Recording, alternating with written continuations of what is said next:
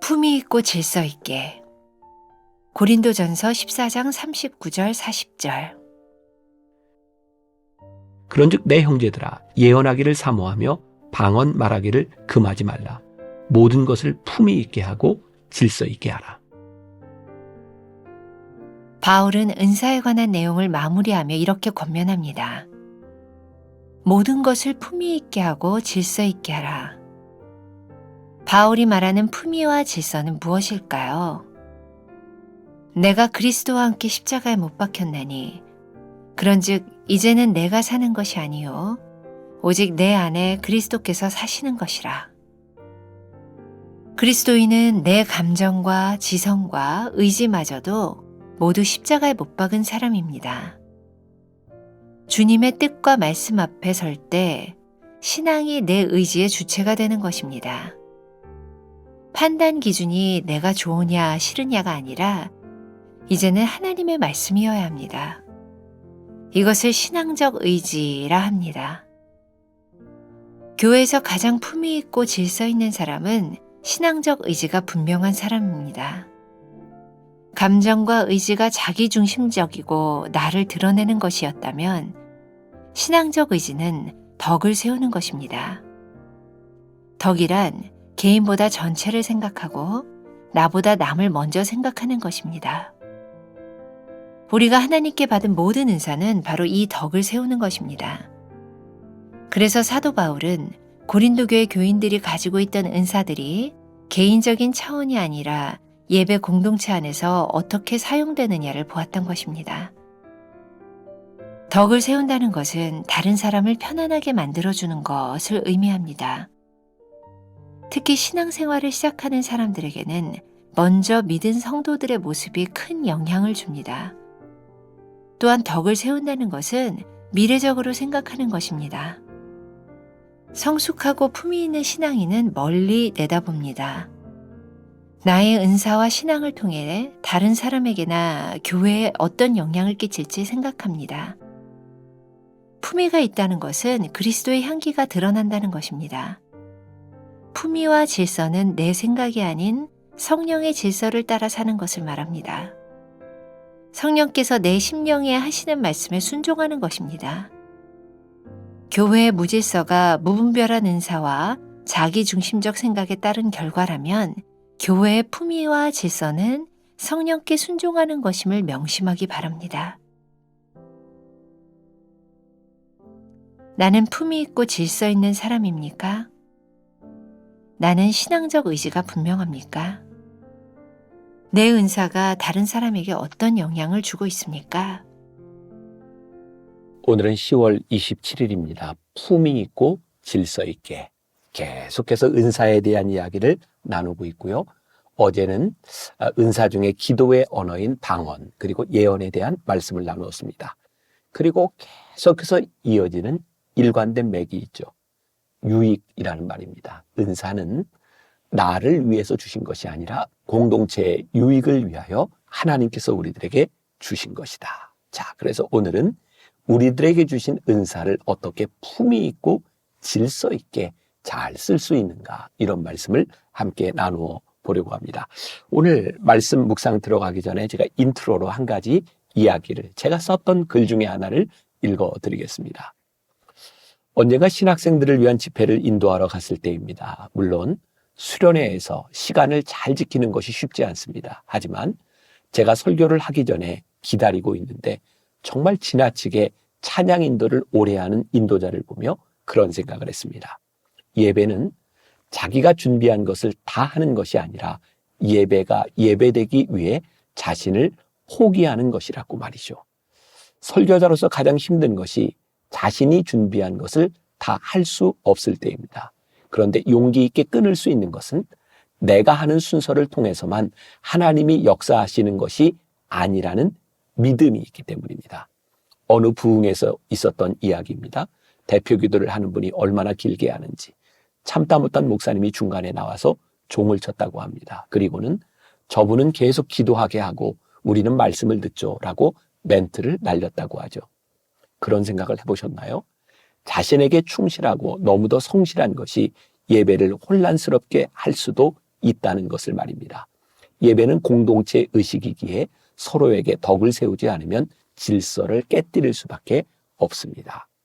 사실 오늘 이 짧은 이야기 가운데서 제가 오늘 여러분들과 함께 묵상하며 나누려고 하는 이야기가 여기에 다 있어요. 은사는 참 귀한 것이죠.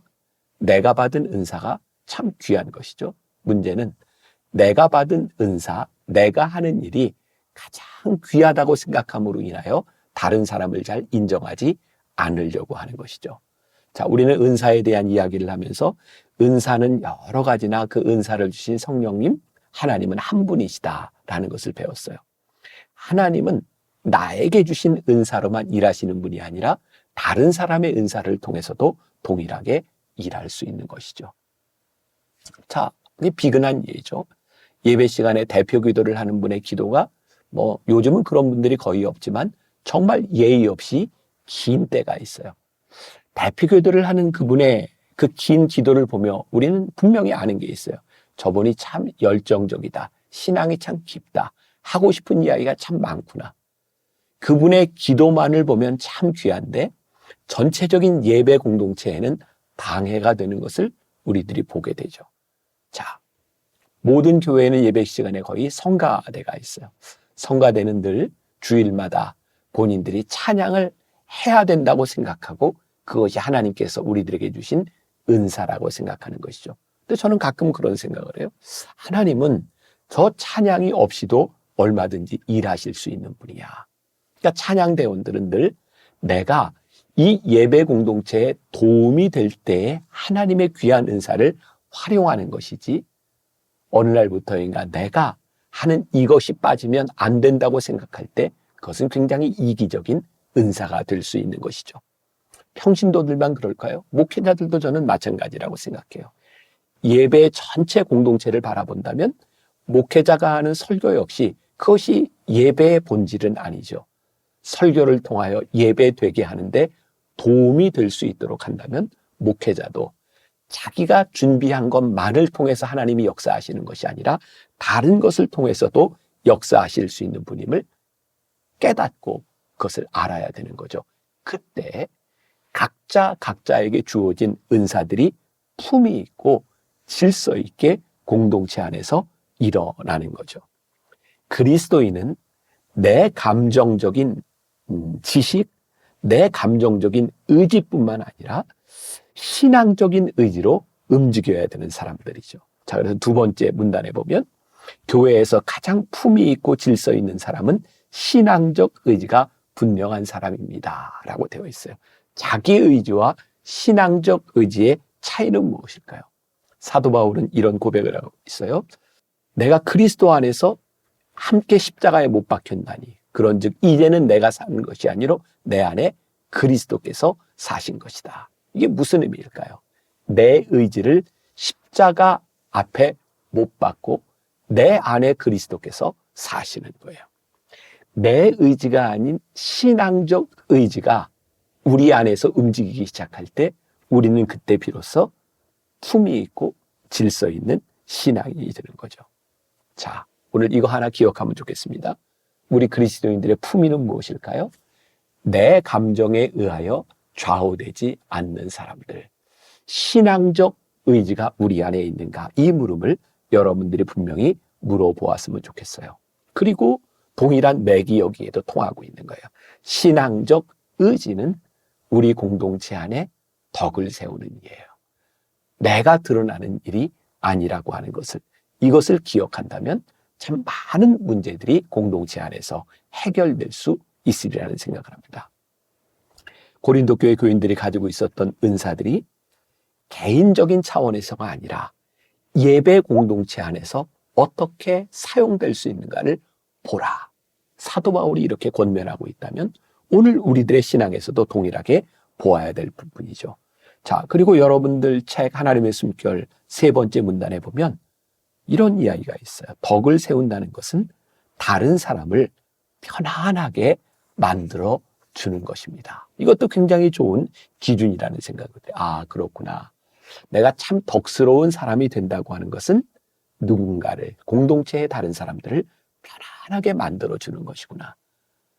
만일 여러분들이 가지고 있는 은사와 열심, 내 의지 때문에 누군가 불편하고 힘들어지고 있다면 우리는 품위 있고 질서 있게 은사를 활용하는 사람이 아닐 수도 있어요. 디트리 보네포 목사님이 쓴 성도의 공동생활이라는 책에 참 멋진 글이 나옵니다. 한번 들어보세요. 공동체 안에서 한 사람이 다른 사람에게 빚지고 있는 첫 번째 섬김은 다른 사람들의 말을 들어주는 것입니다. 하나님에 대한 사랑이 그분의 말씀을 듣는 데서부터 시작되듯이 형제에 대한 사랑도 형제의 말에 귀를 기울여 듣는 것을 배우는 데서 시작됩니다. 우리를 향하신 하나님의 사랑은 우리에게 당신의 말씀을 주실 뿐 아니라 당신의 귀도 빌려주신다는 사실에서 나타납니다. 그러므로 우리가 형제에게 귀를 기울여 듣는 법을 배우면 우리가 형제에게 행하는 그 일이 바로 하나님의 역사가 되는 것입니다. 그리스도인들, 특히 설교자들은 다른 사람들과 함께 있을 때면 언제나 그들에게 무엇인가를 제공해야 한다고 여기며 그것이 그들이 할 수 있는 유일한 섬김이라고 생각하는 경향이 있습니다. 그들은 귀를 기울여 듣는 것이 말하는 것보다 더 큰 섬김이 될 수 있음을 잊고 있습니다. 귀 기울이는 섬김, 적극적인 도움의 섬김, 다른 사람의 짐을 짊어지는 섬김이 신실하게 행해질 때 궁극적인 것이자 최고의 것, 즉 하나님의 말씀으로 섬기는 일이 이루어질 수 있습니다. 품위 있고 질서 있는 것. 생각해 보세요. 상황을 한번 생각해 보세요. 내가 막 내 말만 하는 것이 누군가를 편안하게 해주는 것일까요? 누군가의 이야기를 들어주는 것이 우리를 편안하게 해주는 것일까요? 품위 있고 질서 있는 것 중에 하나가 누군가를, 공동체를 생각하는 마음이 아닐까라는 생각을 합니다. 마지막 문단에 보니까 품위가 있다는 것은 그리스도의 향기가 드러나는 것입니다. 그 상상을 해보면 좋을 것 같아요. 야, 저 사람 참 품위 있다. 저 사람 참 질서 있게 신앙생활을 하는구나. 그때 우리가 무엇을 느껴요? 그리스도의 향기를 느끼는 거예요. 그리스도의 향기를 느끼게 하는 그 사람의 삶에는 분명히 내 의지로 살아가는 것이 아니라 성령님께 순종하는 그런 모습이 분명히 드러나겠죠. 제가 이 부분도 제가 썼던 글인데 도움이 될 것 같습니다. 말씀을 마치면서 이 글을 읽어드릴게요. 예배자들 가운데 자리에 앉으면서 꼭 의자 바깥쪽을 차지하고 움직이지 않는 사람들이 있습니다. 왜냐하면 끝에 앉아야 편안합니다. 한쪽 어깨가 상대방에게 닿지 않습니다. 그래서 늦게 들어오는 사람이 자리에 앉으려고 하면 안으로 들어가지 않고 억지로 길을 터줍니다. 그렇습니다. 당신은 이 예배의 자리에서 은혜롭게 예배드릴 권리가 있습니다. 찬양의 은사로 예배를 드릴 수 있습니다. 하지만 상대방을 배려하지 않는 당신에게 품위는 없습니다. 어떤 교회에서 있었던 일입니다. 어느 장로님이 꼭 예배 시간마다 소위 사각지대에 앉습니다. 그래서 목사님이 물었습니다. 장로님은 왜 그렇게 불편한 자리에 매번 앉습니까? 그러자 장로님이 대답합니다. 네, 목사님, 이 자리는 아무도 앉기 싫어하기 때문에 제가 앉습니다. 그 말 한마디로 이분이 어떤 분인지가 드러나지 않습니까? 오늘 이 예배의 자리에서 여러분들은 얼마나 다른 회중들을 배려하고 있습니까? 어쩌면 여러분들이 앉아있는 그 자리, 여러분들의 모습, 여러분들의 자세에서 그리스도의 향기가 나타날 수도 있고 그리스도의 향기를 가리는 우리의 모습이 있을 수도 있어요. 이 일이 비단 단순히 예배를 드릴 때 우리들이 앉는 자리에만 국한되는 것일까요? 아니죠. 우리들의 전반적인 삶, 우리들이 속한 예배 공동체에 속한 모든 사람들의 삶 가운데서 일어나는 일이겠죠. 제가 오늘 여러분들에게 그런 도전을 드리고 싶습니다. 품위 있고 질서 있게 여러분들의 모습이 공동체에서 나타났으면 참 좋겠습니다. 기도하겠습니다. 사도 바울은 은사에 대해 이야기하며 우리들에게 그렇게 권면합니다. 품위 있고 질서 있게 내 의지가 아닌 신앙적 의지가 나타났으면 좋겠다. 오늘 하루 우리들의 삶 한가운데서 품위 있고 질서 있는 그리스도의 향기를 드러내는 아름다움이 우리 가운데 있게 하여 주옵소서. 예수님의 이름으로 기도했습니다. 아멘.